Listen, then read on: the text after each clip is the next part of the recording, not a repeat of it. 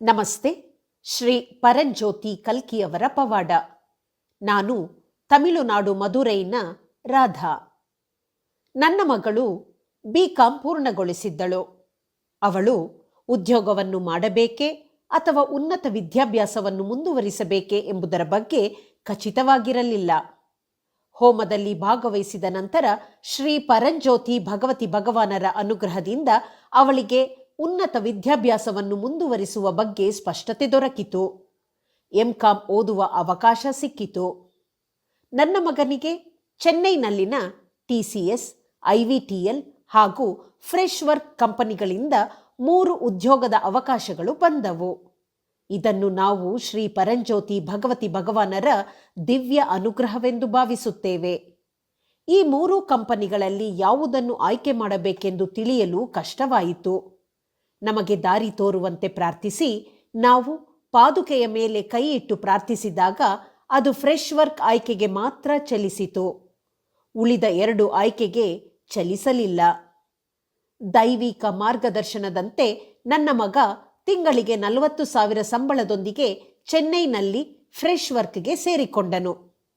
ಕೆಲಸದಲ್ಲಿ ಹೊಂದಿಕೊಂಡು ಉತ್ತಮವಾಗಿ ಕಾರ್ಯನಿರ್ವಹಿಸತೊಡಗಿದ್ದಾನೆ. 1 ವರ್ಷದ ನಂತರ ಅವನಿಗೆ ಬೆಂಗಳೂರು ಫ್ಲಿಪ್ಕಾರ್ಟ್ನಲ್ಲಿ 80,000 ರೂಗಳ ಸಂಬಳದೊಂದಿಗೆ ಹೊಸ ಉದ್ಯೋಗದ ಆಫರ್ ಸಿಕ್ಕಿತು. ಅದು ಅವನ ಹಿಂದಿನ ಸಂಬಳಕ್ಕಿಂತ 2 ಪಟ್ಟು ಹೆಚ್ಚಾಗಿತ್ತು. ಅವನಿಗೆ ಬೆಂಗಳೂರಿನಲ್ಲಿರಲು ಇಷ್ಟಪಡುವ ಮತ್ತು ಮನೆಯಿಂದಲೂ ಕೆಲಸ ಮಾಡಬಹುದಾದ ಈ ಕೆಲಸವನ್ನು ಅನುಗ್ರಹಿಸಿದ ವರದಾನಕ್ಕಾಗಿ ಶ್ರೀ ಪರಂಜ್ಯೋತಿ ಭಗವತಿ ಭಗವಾನರಿಗೆ ನಾವು ಬಹಳ ಕೃತಜ್ಞರಾಗಿದ್ದೇವೆ. ಕಳೆದ ವರ್ಷ ದೀಕ್ಷಾ ದರ್ಶನಕ್ಕೆ ಸಂಬಂಧಿಸಿದಂತೆ ಮತ್ತೊಂದು ಪವಾಡವನ್ನು ಹಂಚಿಕೊಳ್ಳಲು ಬಯಸುತ್ತೇನೆ. ನಮ್ಮ ಇಡೀ ಕುಟುಂಬವು ದೀಕ್ಷಾ ದರ್ಶನ ಪಡೆಯಬೇಕು ಎಂಬುದು ನಮ್ಮೆಲ್ಲರ ಪ್ರಾರ್ಥನೆಯಾಗಿತ್ತು.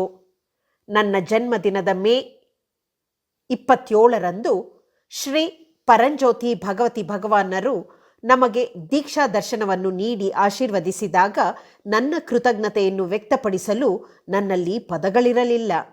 ಅದು ನಮ್ಮ ಇಡೀ ಕುಟುಂಬಕ್ಕೆ ವಿಶೇಷ ದೈವಿಕ ಉಡುಗೊರೆಯಾಗಿತ್ತು. ದರ್ಶನದ ನಂತರ ನಾವೆಲ್ಲರೂ ಅಪರಿಮಿತ ಸಂತೋಷದಿಂದ ತುಂಬಿದ್ದೇವೆ.